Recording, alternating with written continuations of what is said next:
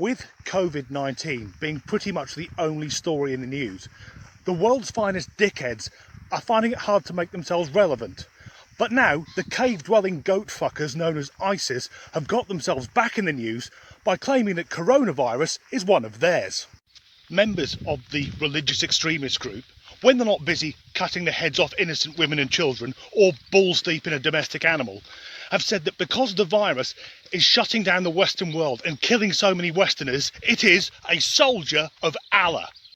The strange thing when it comes to religious extremism is that Christians, Jews and Muslims all worship the same God. In fact, if you read the Bible, the Quran or the Torah, there's a lot of similarities. Now, a few years ago, Mrs. Disgruntled and I were in Northern Ireland and we did the Game of Thrones tour. And on that tour, we saw that there aren't that many locations. In fact, one castle is actually 3 different castles in the series. It's just shot from different angles.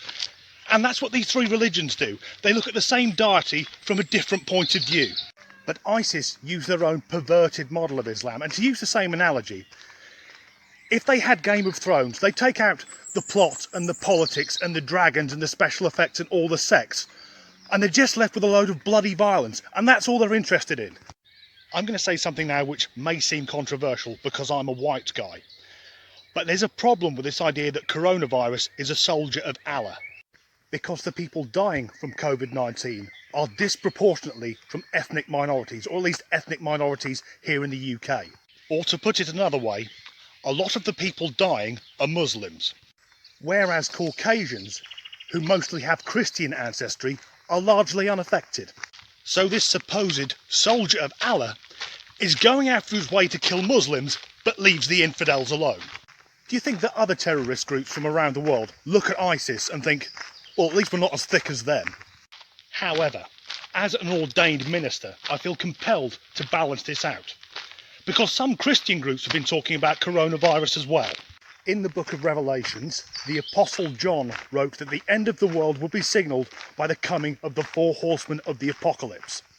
And the first of the horsemen is pestilence, and his coming shall be signalled by a great plague that will sweep across nations. Yeah, so apparently that's what this is. It's the coming of the first horseman of the apocalypse. He'd best not come around here though, because his horse would get nicked. And I do find it hard to believe that we're living in the end of days, or at least I hope we're not. Because when Judgment Day comes, I don't want to say, well, leading up to the end of the world, I was mainly binge watching box sets on Netflix. Also, the virus is slowly but surely being contained. It doesn't feel like the apocalypse. Other Christians are saying they've got proof that this is the end of the world because people are dying and death is one of the 4 horsemen. I do love the idea that there are religious nutjobs who think that because some people are dying, it must be the end of the world. People die every day. If they didn't, it'd be really fucking crowded. The Bible also says that the end of the world won't happen until a temple is rebuilt in Jerusalem. And with the way that the Israelis and the Palestinians are going at it, that's never going to happen. Israelis and Palestinians, Jews and Muslims, out to kill each other, but they both worship the same God. And rest assured, once the whole coronavirus thing has been and gone, we'll go back to killing each other with weapons. Before the lockdown, all my videos involved me just shouting at my dashboard driving home from work.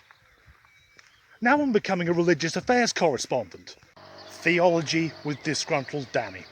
Depending on how you've lived your life, you'll either find yourself on the stairway to heaven or the highway to hell. I'm going to end this video with the following conclusion. All religions, regardless of colour, creed, nationality, every single faith group has members within its congregation who are utter fucking dickheads.